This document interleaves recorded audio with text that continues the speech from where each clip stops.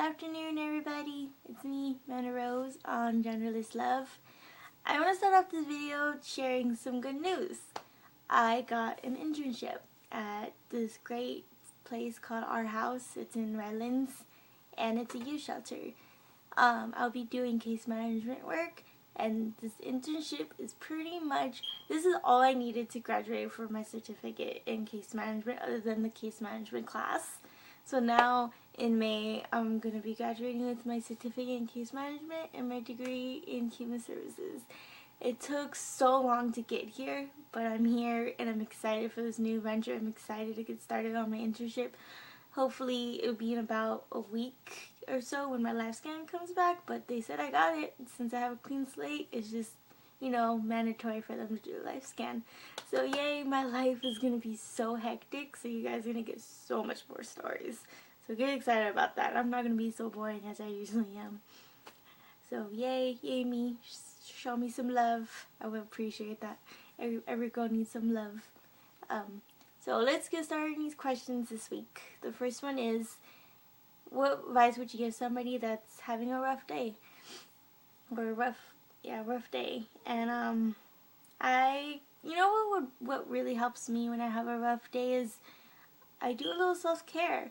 I learned to stop, reflect, do something good for myself, and it reminds me that I'm having a rough day, but there's always some way to make it a little bit better.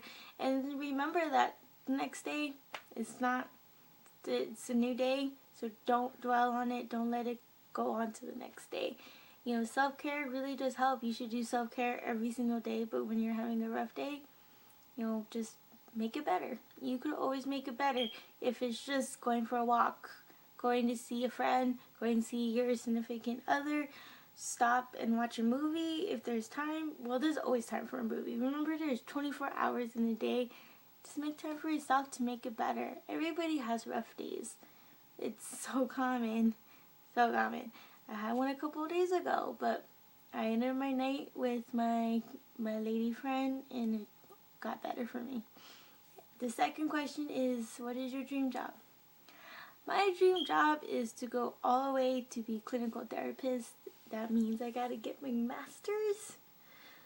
Graduating with a certificate and a degree, and if I don't get a job, or if I can manage it, I'm gonna go on to get my bachelor's in social work in fall, and then continue. And I'm not 100% yet where I want to go with the type of demographics I want to help, but you figure it out. No, my dream always has been to be a therapist for eating disorders, but I'm trying to venture off and see different things, and maybe I'll find a different calling. But until then, I really want to be a therapist for individuals with eating disorders. It's something that's always been my passion, and I'll get there eventually.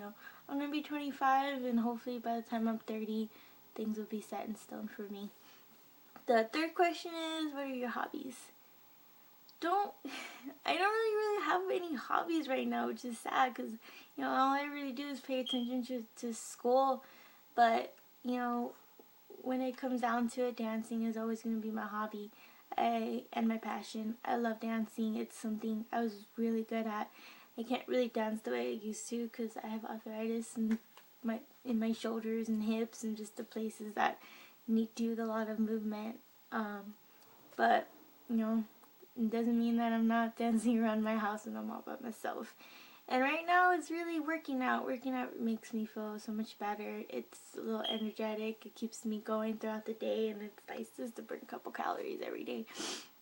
So I guess those are my only hobbies. It's pretty sad. Maybe I should go look for something to do on my days where I'm bored.